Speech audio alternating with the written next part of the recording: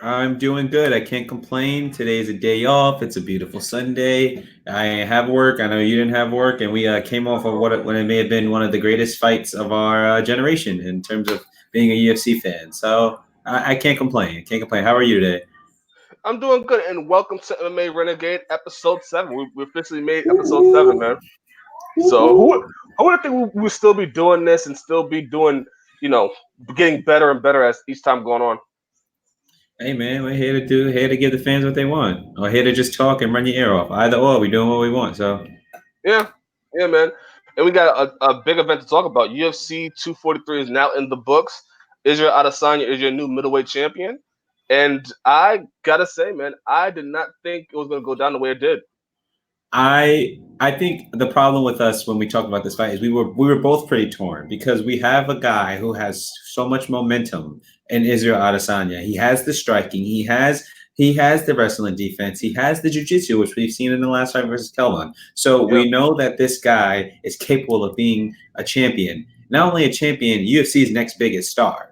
He has the character, he has the charisma. This man is a really positive, good guy. He says what he wants. He talks funny. What I mean? He's the package. He's the package when you're looking for a star. Then you had Robert Whitaker, who is one of the underdogs of the division, who started off and from welterweight to middleweight. He moved up and has been on a tear of the division ever since. He's knocked out most of his opponents, and he's finished yeah. the ones that he has knocked out. He's finished in spectacular fashion. He's beat guys like Jacare. He's beat Yo, Derek Murrow. Brunson. He's beat Yormaro twice. So we have a guy, and he took his long break off because every time he was about to defend his title, unfortunately something came up, so he wasn't able to defend it. He got injured. So you had this guy who was ready to fight, and he finally gets a chance to fight. And last night was the culmination of Robert Whitaker's last 2 years and Israel Adesanya's 1 year in the UFC, and it was just a great event.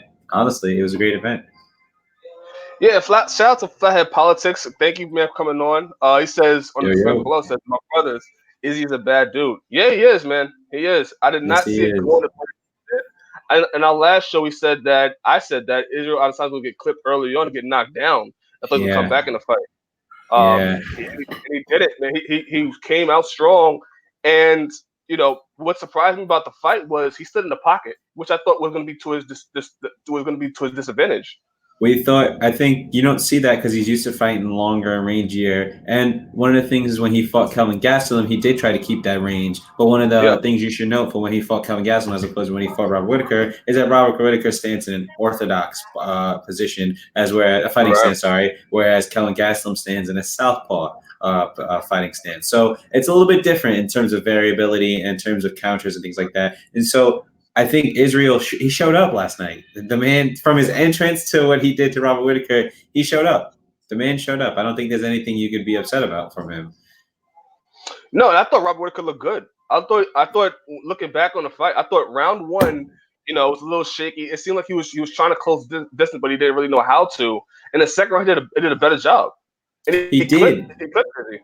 He did. He touched him. He was touching him. I think with the little blitzes, Israel was able Mm, to read those after the first three, maybe four. He was able to read those in the yeah, first round. But when it came to the up jab was a very important technique that Robert Whitaker was using, and he was clipping Israel Adesanya with it. But I think Israel got the timing. I think when it came down to who was making the adjustments in the second round and who could get the timing better, I think Israel yeah. just beat him by a split second in terms of all of that. And he showed he was the faster guy. Israel in the fight, you've seen it's especially close up in tight positions. He had the faster punches.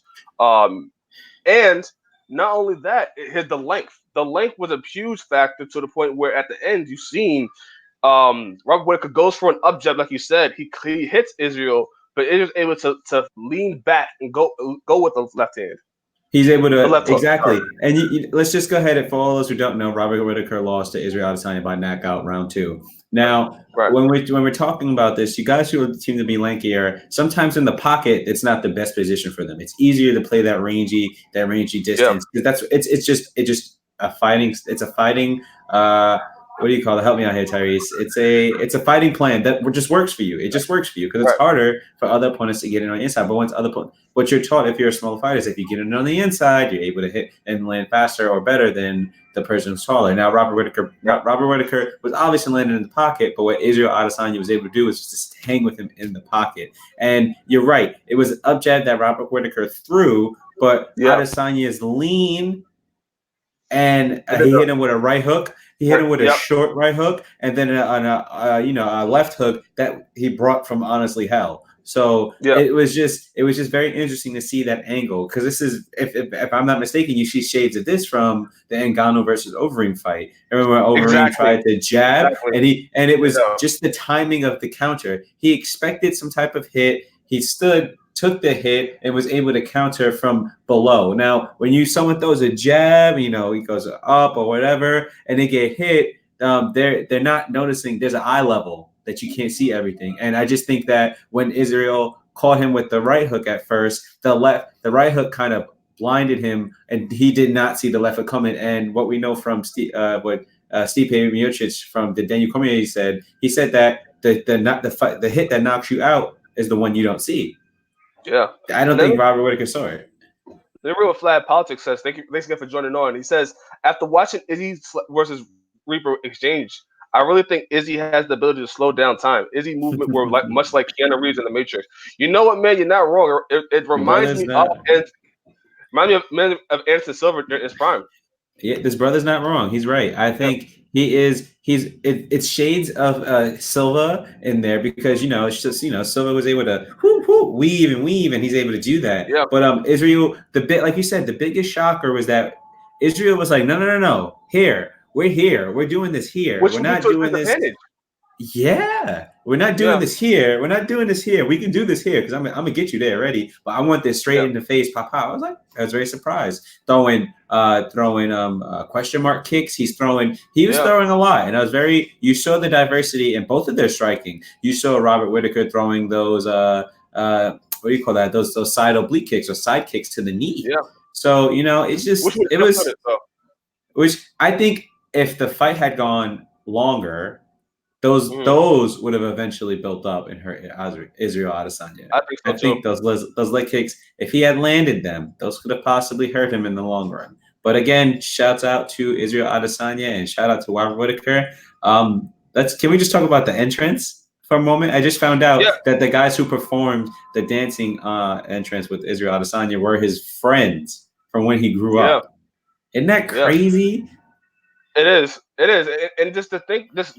Just thinking about the entrance, thinking about the performance he did inside the octagon, it leads more to the second part of this conversation: is Israel Adesanya now the biggest star in the UFC? And I think the easiest way to answer that question is by saying yes. Really? I think the easiest way to answer that question is to say yes, the easiest way. But when you really look at it, you haven't seen a guy or any person in UFC have as much momentum as we see with Israel Adesanya since Conor. Mm-hmm. That's the issue. Yes. We're talking about from when they've come into the UFC to the time they fight for the belt.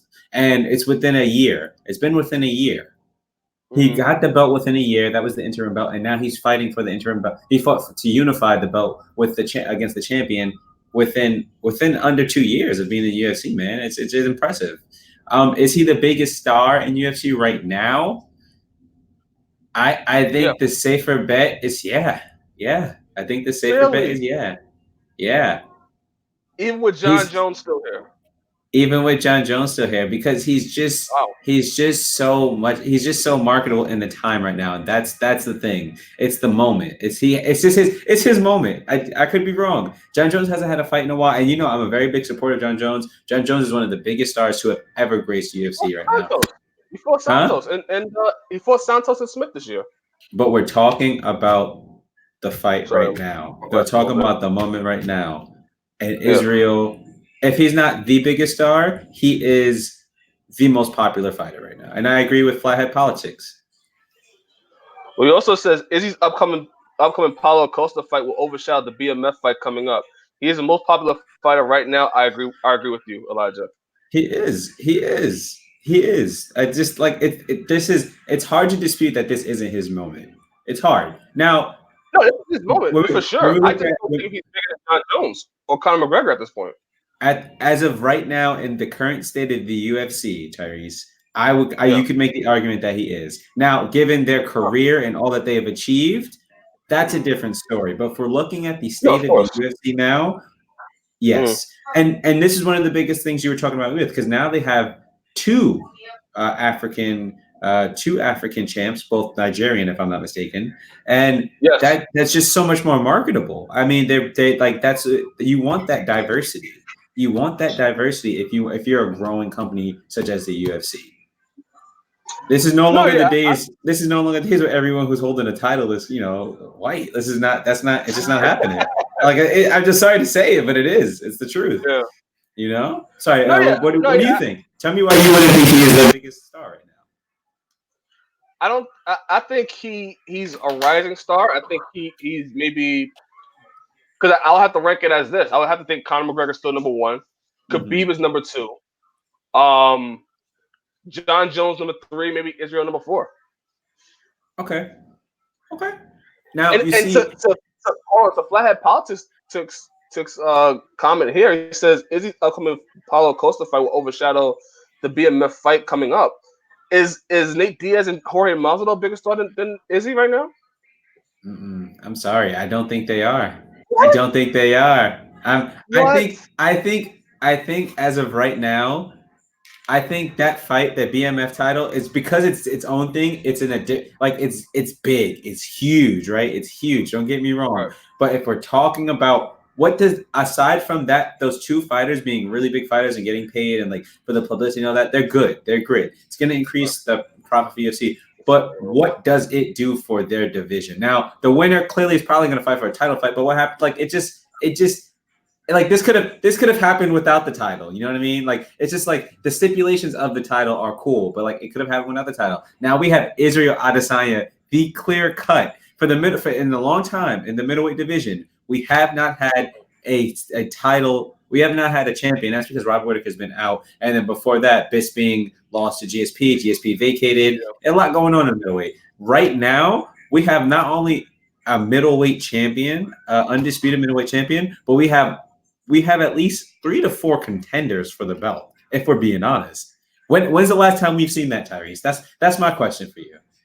No, it's been a long time. This middleweight division has been hard ever since really the Luke Rockhold lost to Bisping. It just hasn't been the same. It hasn't been the same since. Has not been the same. You had the Dan Henderson fight with Michael Bisping really didn't make sense in the long run. And then you had Michael Bisping fight GSP, and then it's been downhill really since then. But now it's starting to finally find some traction now. Let me read Flathead Politics. It says, did you see the reaction video of Conor McGregor yelling out Izzy's name after Izzy's win? No, I didn't. You have the link? Please post a link. We would both love to see that bad boy. That'd be fun. Yeah. It was. I mean, you know what's funny actually? So we're watching it, and I'm watching it in the room because I had friends over, including Tyreece. Obviously, you can't really have can't have a card as big as this without Tyreece. UFC hire this man. So my brother was watching it in the room because he was tired, and so we knew that whenever we were about maybe a few seconds late compared to my brother's broadcasting it on the TV in the room. So when he would go, oh, we would be like, what? Then boom, it would happen, and we saw him get knocked down in the first, and then knocked out in the second round. It was just, again, it was masterful, and it was a masterful fight. It was good. Sorry, I had to speak about that. Yeah. To your point, I know Israel Adesanya is a star. I know that. I know he's a star just off the fact that when you like you said, you have fight parties, right? Mm-hmm. When you had a fight party, and the people that are at the fight party don't watch UFC, don't really cover the sport or watch the sport really, but they know Izzy's name and they want him to win. That tells me that he is a star, and that even the people that don't watch MMA know who he is. This man knows his stuff. He's right. I think that's the truth. That's a testament to people, because everyone likes UFC. But then everyone's a fan of UFC. But then there are some people who actually like there's just some dedicated fans, and there's some obligatory fans. It's fine. I'm not, there's no separation. We're all fans. There's some of us who know a little bit more than the others, and that's not a bad thing. But when there's a clear cut for people who know somebody by name and want to see that person win. And that's what we got from Israel Adesanya last night. We have that star. And the star was in the making, and now we have the star with this win and a decisive win at that. A decisive and definitive win of his career. UFC has the star. Oh, we got the link, Tyriece. You sent us a link, so we'll have to play it after the thing is over. I can't really play it now. Thanks, man. I appreciate that. You talk, Tyriece. Sorry, I've been talking too much. I'll look it up and I'll send it to your email. Yeah. So, thank you, Flat Politics, for that. And thanks for joining, man. We appreciate you. What do you think about the fight overall, Flat Politics? Let me know what you think in the chat. No, but I thought Israel Adesanya, I think I told you before the fight, I was like, Israel Adesanya needs to win this fight to truly cement himself as a star. You did. You told me that. You did tell me that. It was such important for him, but it was such important for him to. If you see the ass of my cousin, that I'm at my cousin's house today, watching some wrestling today, some WRASSILIN. But yeah, man, I said it was a wrestling. I said it was an important fight. It was an important fight for him to win, and if he needs to win this fight to cement himself as a star. And after this, now, if he loses, it doesn't really hurt him in the long run because people know his name and know that he has cemented himself as a champion. I said that was important. So last night was important. He showed out. He showed out against a guy that was as game as he's ever been. Like this is a Rob Whittaker that's not hurt. He's not injured. Doesn't have a leg issue. Doesn't have a hand issue. Came in the same as he always comes in as against other fighters, and he was just better than them. He was just better than him. He was just better than him tonight. That's just it. That's just it. He was just better than him. And it's not like those hooks were like it wasn't like it was a mistake or it was just a reactionary. Like he was playing, I thought, the whole entire fight. The whole entire fight, he was looking for the same counters, and he caught him a bunch of times with it. Yeah, he was. You got to give credit to the man. The man was prepared. They were both prepared. They both looked prepared. It looked like Israel was prepared for those crazy blitzes because he knew that this guy has a gas tank and this guy can go and make the fight dirty if he needs to. But then, like Robert Whittaker was prepared to deal with the reach. It was both parties prepared well. It's just that when it comes down to the fight, I think Israel Adesanya made the better reads in the split second than Robert Whittaker did, and that's what ended up with Israel Adesanya winning.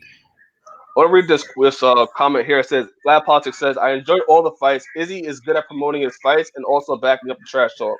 Conor was best at that, and Izzy is filling the much needed spot. You know what? Flat I agree. That's a great point. It's a great point. And somebody made the comment before is that, what Conor and John Jones do in terms of trash talking and getting under people's skin and doing stuff outside the octagon that will attract attention. Izzy doesn't really do that. He promotes his fight by trash talking the opponent, yes. But you don't really hear incidents from Izzy as of right now of him doing stuff outside the cage or getting into fights or anything like that. He just comes in, promotes his fights, and also performance, he becomes a star. Yeah. Yeah.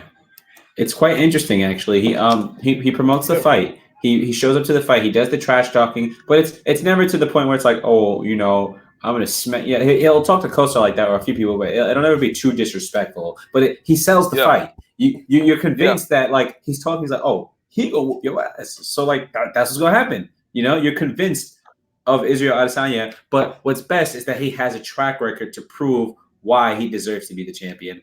And last night, by any means, was the stamp of approval. That cemented his status as one of the best middleweights right now. And to your credit, also, Paulo Costa said it after the fight that he wanted Israel Adesanya to win because his trash talking to promote that fight. Yeah, he said he had T-Rex arms. He didn't like that. So that's now a fight that people are going to want to watch. And are they going to like that more than a BMF fight? I don't know. But what do you think? You finish. Finish what you were saying. I'm just gonna. It wasn't that big of an introduction. No, but I do think that Israel Adesanya is the perfect person to lead this middleweight division back to where it's supposed to be, and that's that middleweight division being one of the most respected divisions in the UFC. Yeah, agreed. Now, when you talked about it, the BF, if it being bigger than the BF, I think that it's just different. Like, because the BMF title it's just the way that came about is really different than restoring. Like, it's I think of this is gonna sound a little wild, but here's my analogy of what Israel Adesanya is doing for the middleweight division right now. Remember how in Star Wars they say you got to bring balance back to the Force, right? Oh, that's what he's doing. That is what he's doing. He's bringing balance back to this middleweight division. This middleweight division was like it was for the last 3 years has been here, there, everywhere. But like I think now because he won, he's bringing balance back to the Force. Like that's just it. And I think I don't know if you can say it'll be bigger than the BMF title. I think what Izzy's doing and the way the middleweight, it's not just what Izzy's doing too. The way the middleweight division is moving is just overall better in terms of like, I guess the result of what it'll produce as opposed to the BMF title. Because obviously there's going to be a winner, there's going to be a loser, but like, what happens to the title after these two guys fight? No one. Realistically, no one's going to probably want to fight for it. You know what I mean? And if they do, that's cool. Then you can sell that. You can sell that. It's possible. You can sell anything these days of age. But.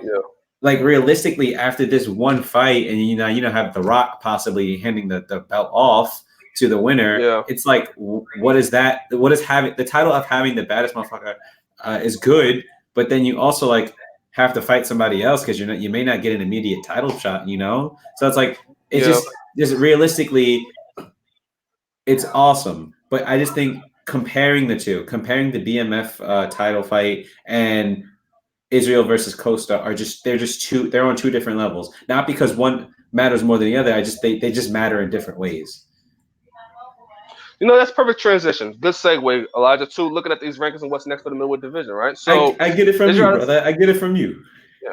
Yeah, you're learning pretty well. Israel Adesanya is now your middleweight champion. Rob Whittaker, I think, will be at number 1. So looking down, Paulo Costa is number 2, Romero's number 3. Kelvin Gastelum's number 4, Jared Cannonier's number 5, Jack Hermantis number 6, Jacare's number 7, Chris Weidman's number 8, Derek Brunson's number 9, Ian Heinisch is number 10. Now, looking at this middleweight division, we could look at what's next. Paulo Costa is going to fight Israel Adesanya. I think next year, if they want to do it, I would love to see Israel Adesanya versus Paulo Costa in Brazil. That to me would be the perfect place for that fight. Just because you have the storyline of, and this is my brain thinking, but you can promote it as the storyline of Israel Adesanya going to Paulo Costa's home country and defending his title there. Because he won his title. He won his title in Australia, a place that didn't, that was siding for Robert Whittaker, and now he went to his enemy's place, took the belt and won the belt. Now he's going to his other enemy's place and defending his belt. Israel Adesanya is as popular in Australia as Robert Whittaker, though. He is, but the narrative was last night that you have the New Zealanders versus the Australian people, and Robert Whittaker lives in Australia, but he's also New Zealand, and you have Israel Adesanya, who goes back and forth, but he lives in New Zealand. So it's an interesting narrative. It's an interesting narrative, but you're right. The people love him. You're right, but like this is what Max Holloway said. I'm sorry, not to cut you off, but he said going to someone else's place and taking the belt. That's some king shit. Like that's just it. I agree with you. And my thinking for that fight as well is you want to build Paulo Costa as the next Brazilian star. So why not put Paulo Costa in Brazil and have him fight for the title in Brazil?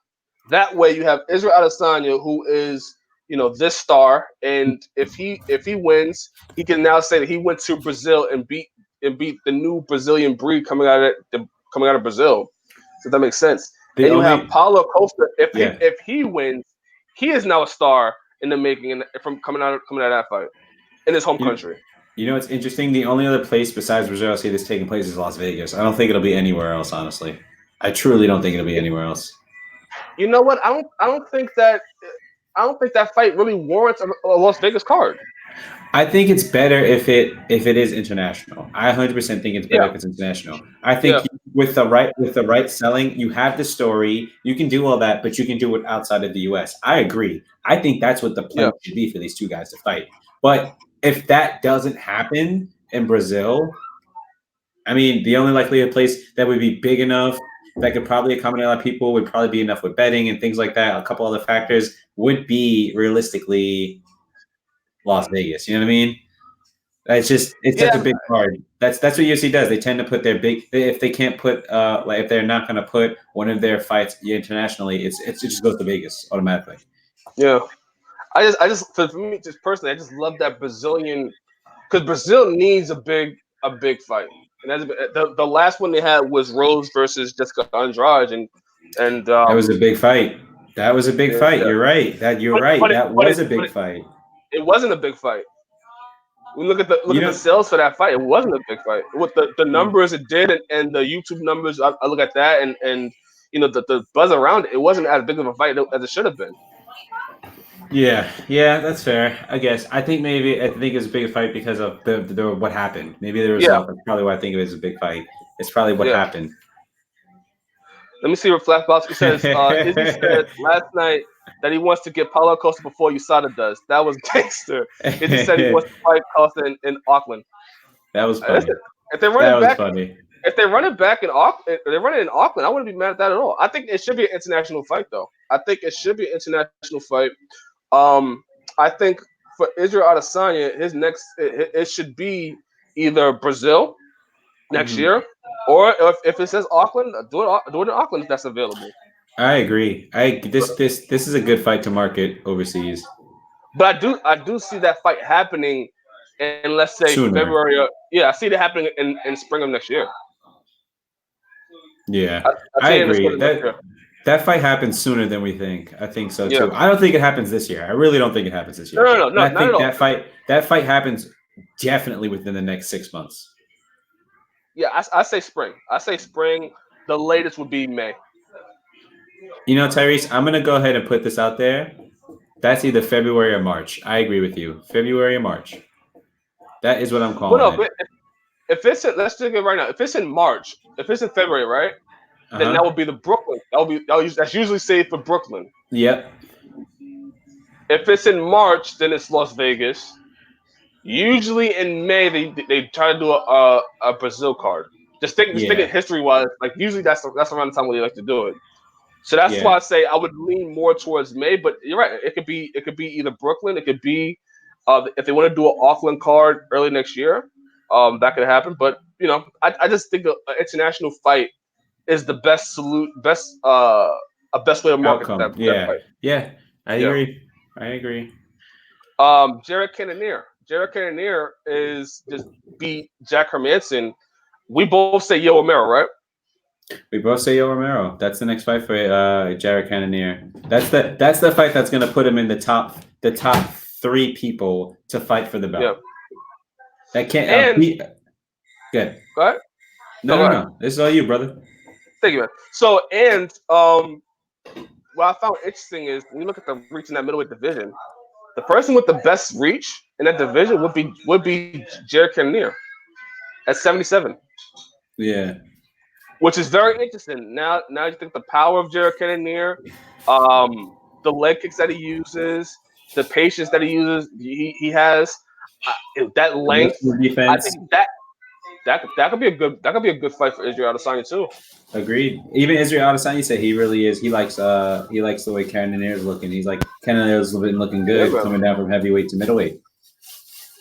Yeah, man. So I could see that. Kelvin Gastelum is going to fight Darren Till, but the winner of that, I would love to see fight Rob Whitaker next.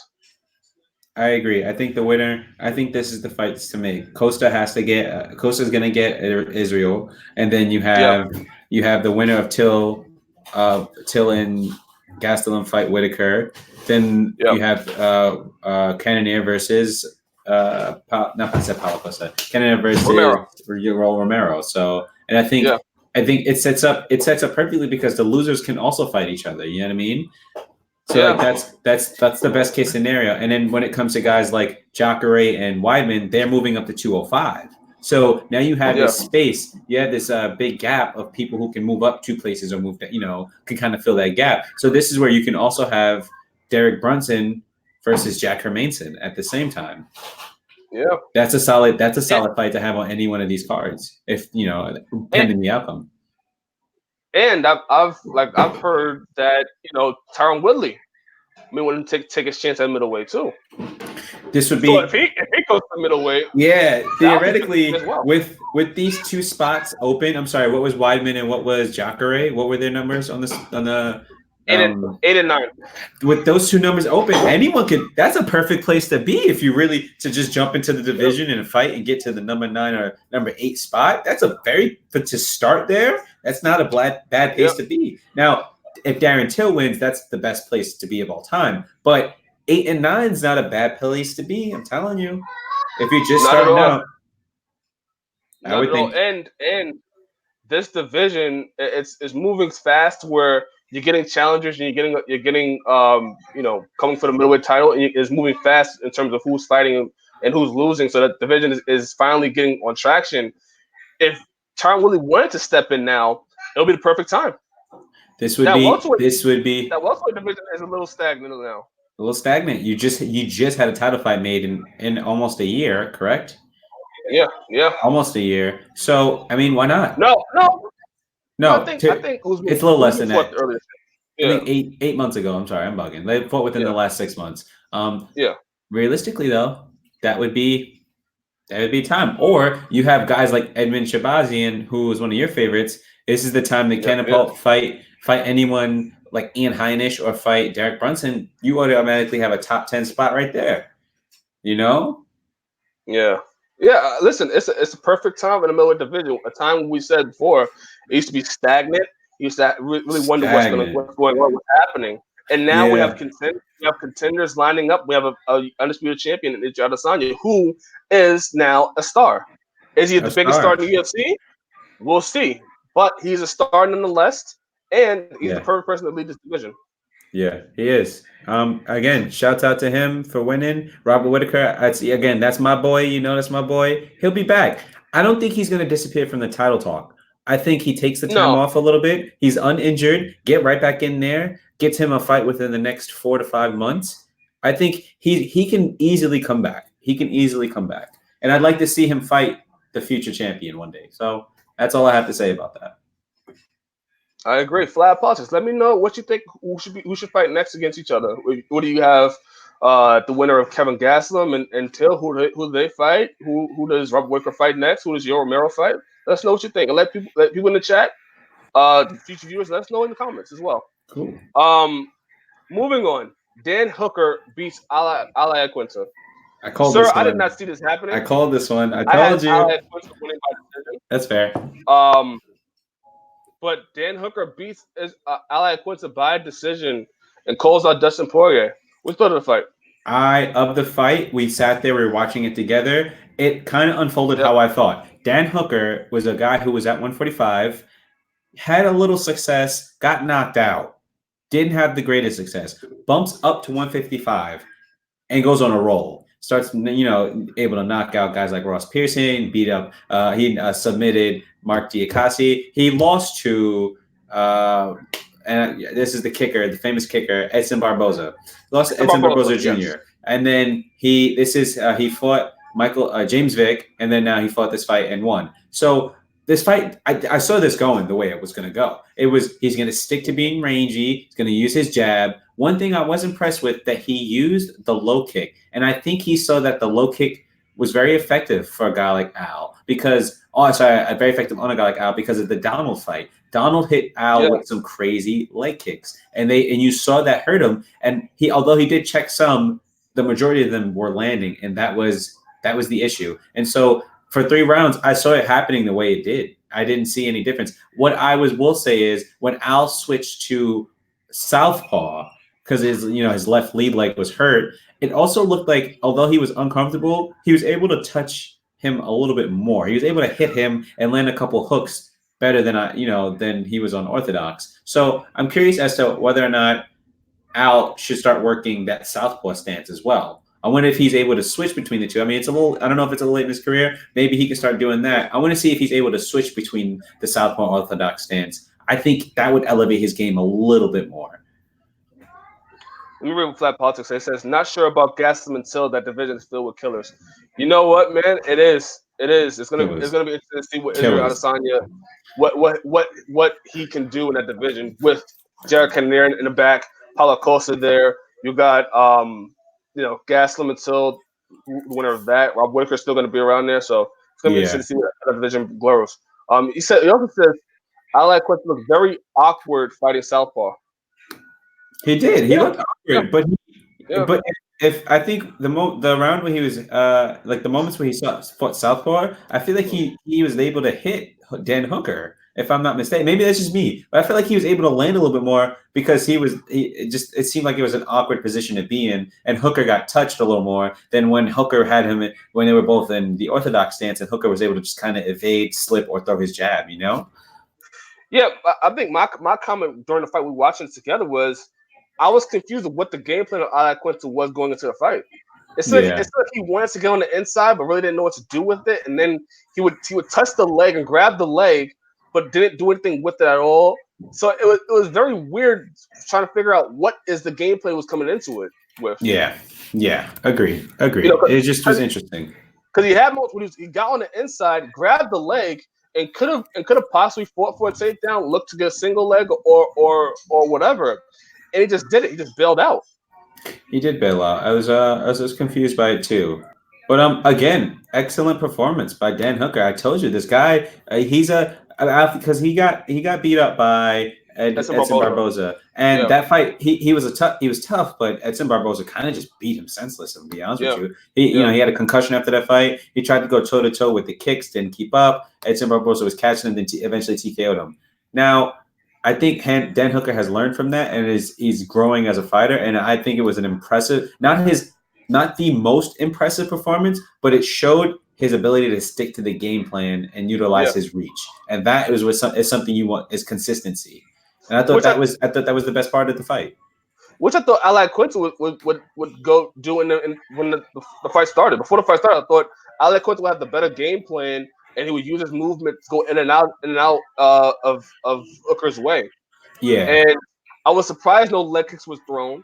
I was surprised that Ally Quinton started off moving lateral, moving foot movement, and then just stood still. Yeah, that was interesting. He kind of got flat-footed after a while, which I didn't see that coming because he's generally he moves. He tends to move a lot, so I was just curious as to what happened. Maybe there's an injury, maybe not. I don't know, but he definitely stopped. Like it seemed like he froze a little bit. But again, Al, when he was able to touch and grab the leg, he grabbed the leg at will. So that shows the level of technique that he has. It's just he didn't do anything with it, and that's kind of the disparity between actually like going forward and doing something. So I don't know. I saw this fight happening the way he did. I didn't think he was going to get TKO'd or anything like that. Al's a tough guy, but I think I saw the fight going with Dan Hooker by unanimous, and I was right. Flat Politics says, "Got to wait for a few guys. Be back shortly. Awesome show as always. Thank you, Flat Politics. We always appreciate you, man. Thank you, sir." But yeah, that's no more. I have nothing else to say on that fight. It happened the way I thought it would. Yeah, man. But what do you think about Dustin Poirier's call out? That was what surprised me. I was surprised by that call out. That's such a good fight. First off, let's just go ahead and get that out there. That's a great fight. That's a great fight to have, right? You have Justin. You have Dustin Poirier, who has the reach of a guy who is Dan Hooker's height, but then you have Dan Hooker, who has the height, but just not as many wins as Dustin Poirier. That would be a phenomenal fight. I think if Dan Hooker got one more win, just one more win, the fight could happen now. Don't get me wrong, the fight could happen. But if he got one more win, I say give him, make that Dustin fight. But Dustin said he wants Conor, so do you think? Let me read the rankings right now. So Khabib is the champion, of course. Tony Ferguson's number 1. Dustin Poirier is number 2. Conor McGregor's number 3. Justin Gaethje's number 4. Don Cerrone's number 5. Ally Quinton's number 6.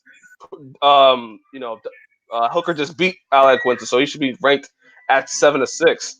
Paul Felder's number 7. Kevin Lee's number 8. Edson Barboza's number 9. Pettis is 10. Lefty is 11. So on and so forth.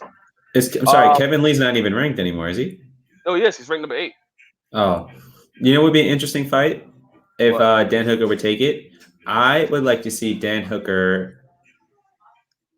Who is Dan Hooker versus Cowboy? I would say Dan Hooker versus Paul Felder. I say yes, but because they're so close, it doesn't boost. Like, yes, it'll be a good fight if whoever knocks out who or whatever that is. Yeah. But it just because they're so close, I feel like it would be a good fight, yes. But like that's what those guys have been doing. You know what I mean? Like I'm sure they're gonna want someone even further up. Now, yes, that's a good fight. I was gonna say that as my backup, but I feel like both of those guys want somebody to catapult them into the top 5, and that's the thing. You know what? I changed my mind. If they're not gonna do Dan Hooker versus Paul Felder, I would like to see Dan Hooker versus Justin Gaethje. That's a fight to me. That just got interesting. Justin Gaethje versus Dan Hooker will be a great fight. Justin Gaethje needs a fight with Dustin Poirier is not going to fight Justin Gaethje. I don't think Conor Greg's going to that fight. Nope. Tony Ferguson is next for Khabib, so that's out of the question. So the only person that Dan Hooker would take besides Dustin Poirier will be Justin Gaethje. And then, in my opinion, that would help him now. That helps him better because that's the guy who's supposed to go up next. You know, that's the guy who's actually supposed to be right after Tony, purportedly. Yeah. Fix the camera a little bit. That's Courtney. Yeah, I saw him swim in the background a little bit. Just on his head. It was a good one for Dan Hooker. He jumps right into that top 10 spot. Where he lands, I don't know. Who he fights next? We said it could either be Justin Gaethje. We talked about Paul Felder. We talked about. He has options. He has a few options. He has a few options. Ally Quincy, on the other hand, I don't know where he goes from here. He beat Kevin Lee, who's ranked number 8 right now. He's fighting Gregor Gillespie. He lost to Don Cerrone. So it's hard to figure out where does a guy that was once fighting for the title again, maybe a last minute notice, but he was fighting for the title, beat Kevin Lee, who's on this huge rise at number 4 ranked early on in this year, and then dropped his last two. Lose to Don Cerrone, and then lose to Dan Hooker, was in the top 15. Yeah, it's hard. It's hard to say because that kind of gets you wondering how the rankings really are in terms of these guys. Because like you have Gregor Gillespie who could probably bulldoze half of the top 15, to be honest with you. But then you have guys like Dan Hooker who are outside of the top 10 who could be, just that good. So it's interesting. It's it makes you question. It gives the possibility of many fights at lightweight, the 155 division. But then it also makes you question where certain people are in the ranking and why they're there. You know what I mean? Just their place. This is me just freestyling here, but two fighters that you kind of wonder what their career is going right now, at the crossroad of their career, would be a fight between Ally Quinta and Edson Barboza. That's a crossroads fight where you have two guys. One person coming off 2 losses, one coming off 3, another coming off 3.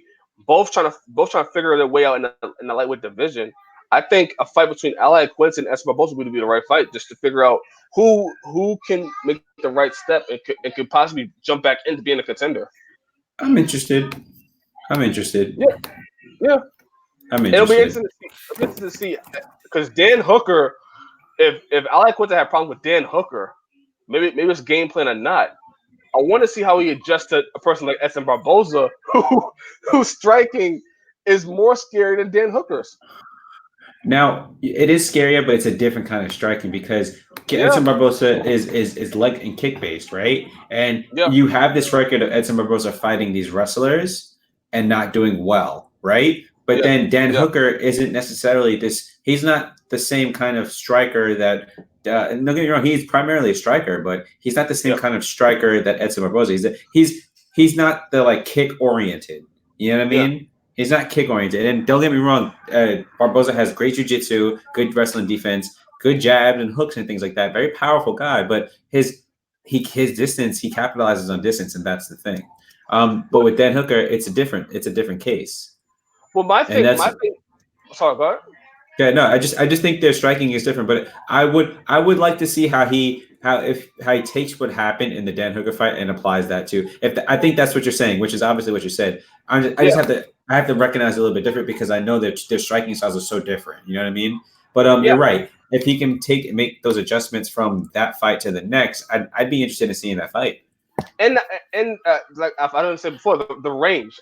Like the problem with this fight to me was that Ali Quinta couldn't figure out the range and really do anything with it. So he would get on the inside, but he wouldn't know what to do with anything. He would test the leg, but wouldn't commit to it. He would get on the inside and look to counter fight against a guy that had better striking and was faster than him. So if for a guy like Edson Barboza, who, like you say, he's kick oriented, but can Ali Quinta get on the inside against a guy like Edson Barboza? Is the question. Yeah, that's a good one. That's a good one. Yeah.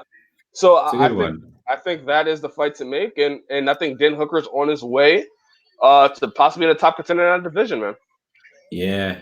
Dan Hooker's he's on his way. He's on his way. He's definitely up there now. He's getting up there, I should say. So the next fight, Tai Tuivasa. Let me see. Let me read his name correctly here. Yep, Spivak? Yes, I do have it up. It is Sergey Spivak.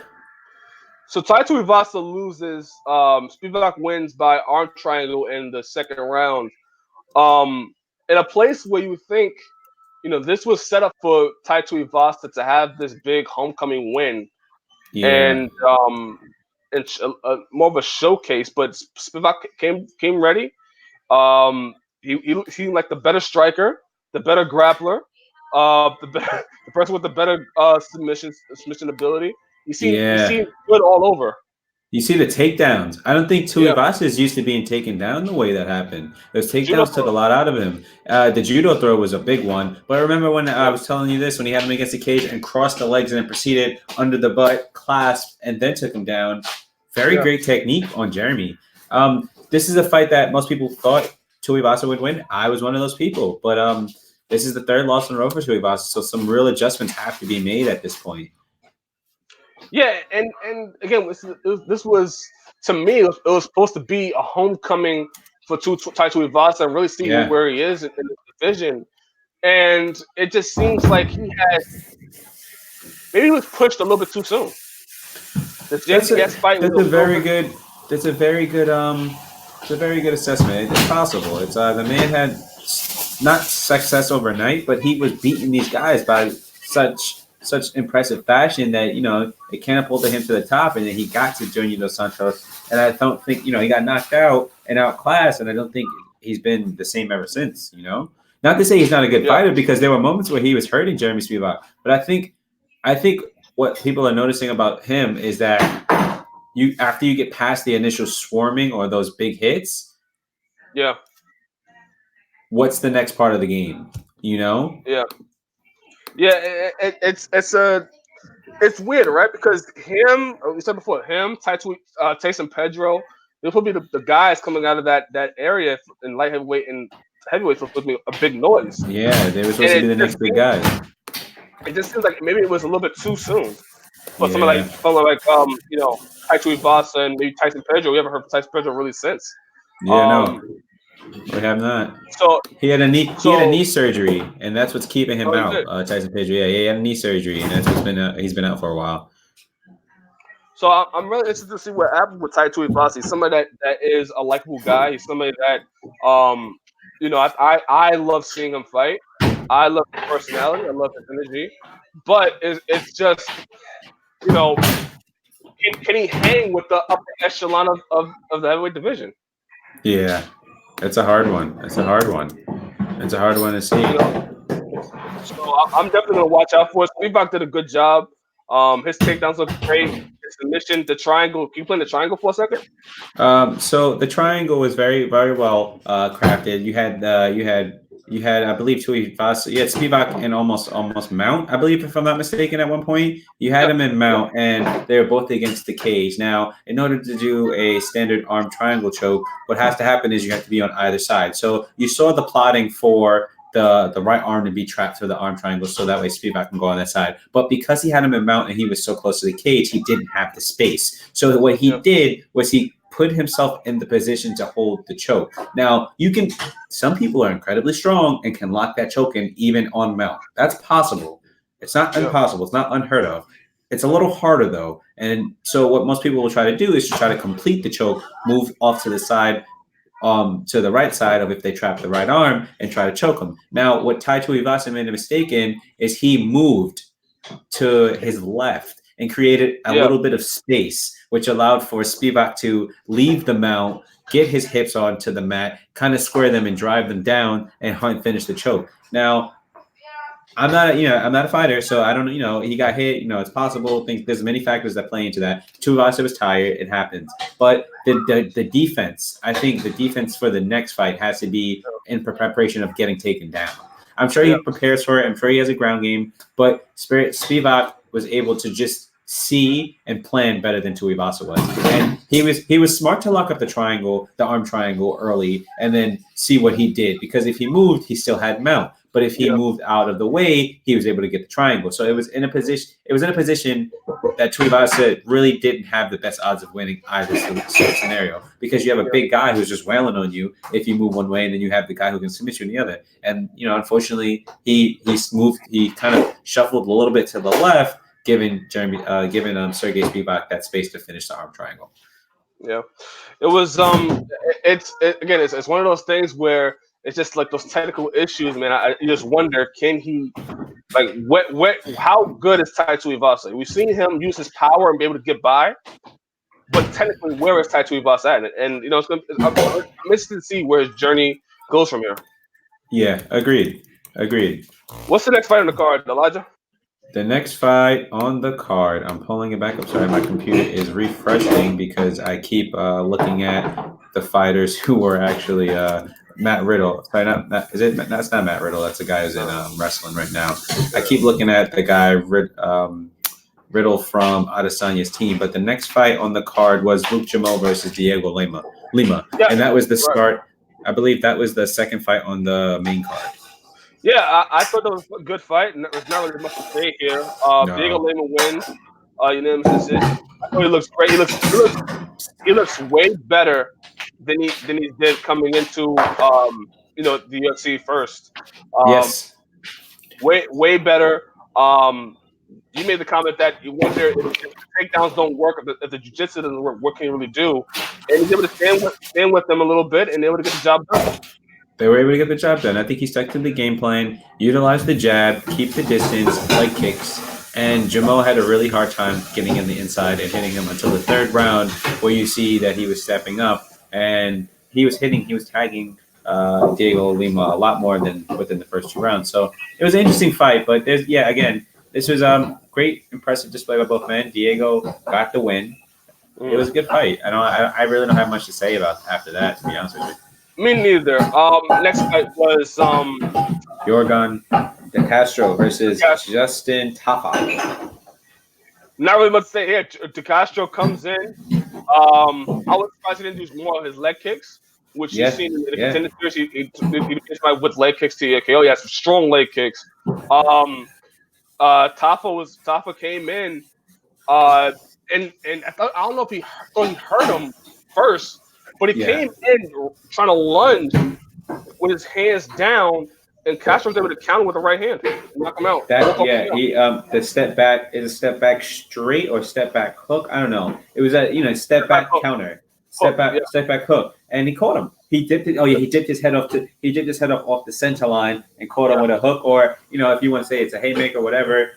He caught him, and very good read from De Castro. I will say Tafa. He got knocked out. But Tafa was piecing up De Castro, if you think about it. He didn't have him hurt, but he definitely caught him with some good shots. So it was a very interesting fight for how long it lasted. But other than that, nothing else to say. Impressive win for De Castro. I think his can you hear me? Yeah, I can hear you now. De Castro, very impressive win. But I'm interested to see who they put him up against next. Yeah, I thought Castro's body kicks were impressive too. The way he could use his legs, and like I said, he didn't use the leg kicks, but he definitely caught top him with a couple of body kicks that like it hurt him too. So it was good. It was a good fight. It was a good fight to start off the card, and it set up what would be a great card overall. Great card. Other thing on that card is Megan Anderson got a win back. She wants to fight Amanda Nunes next. I think that's an amazing fight at 145. I'd be interested in that fight. I would too. Hopefully that division kind of gets some traction and get some female fighters to be ranked. Still, and Nunes is the only person on that you look at the UFC rankings. No one's yeah. I agree. I think Megan. This is the time for Megan. Now you have to keep the momentum going off of that win. I'm interested to see who they place her with next, though, because that's really going to determine her road to fighting Nunes. She has to fight a lot more often now. That's the thing, because Nunes is on her way out. Yeah. Although Nunes is champ, she doesn't have that many fights left, and she doesn't have to. She doesn't have to prove anything. So she has a limited amount of fights, and I think Megan Anderson should be one of those fights before Nunes leaves, in my opinion. Yeah, and it's also up to the UFC to make the division. You have to make the division and set up a similar fighter that can be ranked. Which, like I said, anybody looks the only person in that division that's on the actual website. Yeah. So we'll see. Overall, what were your thoughts on UFC 243? Very, very, very, very impressed with the card. I want to shout out to two fights: the Callan Potter versus Maki Pitolo. Great fight.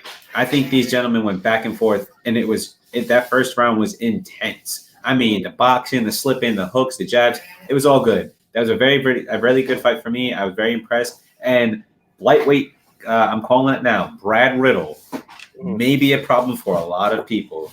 That man is talented. He stalks you down. He hits you hard. He has the defense. He is good at wrestling. So he's a star. He's a future contender in my opinion. I'm waiting for Brad Riddle to really get those fights going in the UFC. Well, gotta check it out. I missed the prelims. I'll probably come to your house.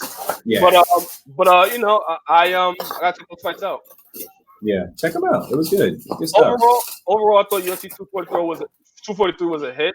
I thought the graphics they did was good. I thought the stadium looked full. It looked a big fight feel. Look at me being a media guy. But it looks important. It looked like a big event. Very big event. And to sell 57,000 tickets, now being the biggest attended fight in the UFC, it's big. It is big. Maybe Izzy, who's that draw, or maybe it's just UFC being in Melbourne. You have two fighters from that area, but nonetheless, Israel Adesanya is now a new middleweight champion, undisputed, and the future looks bright with him leading the charge. Agree. The future looks really good. So I'm interested. I'm interested now. I've invested. Yeah. I've invested. Well, man, I know you have a bunch of studying to do because you have tests and stuff to figure out. You're a college man. Yeah, man. It's unfortunate. I'm back in school again, but I know we all got stuff to do. I'm a regular guy. I'll get that confused. And now I'm about to go, finish watching some more football that the Packers are playing football. So I don't really watch. I don't really watch that stuff, so I don't really know how that goes. So hopefully. I want to thank Flat Pots for coming on here. I want to thank Flat Pots for coming on here and commenting, and we love having you. And we didn't even. Sorry, not to cut out yourself, but we didn't even do an after show, and he's back on for us. So that gives us some traction. I'm really happy about this. Yeah, we love you, man, and please share the link to this with your friends. We would love to do this, and we love working with you guys. We do. All right, man. Flat Politics. I hope everything is well. We hope to see you next time, next Sunday. Signing off. My name is Tyriece Simon. Elijah Jones. And this has been MMA Renegade, episode 7. See you in episode 8, guys. 7. Israel's the champ.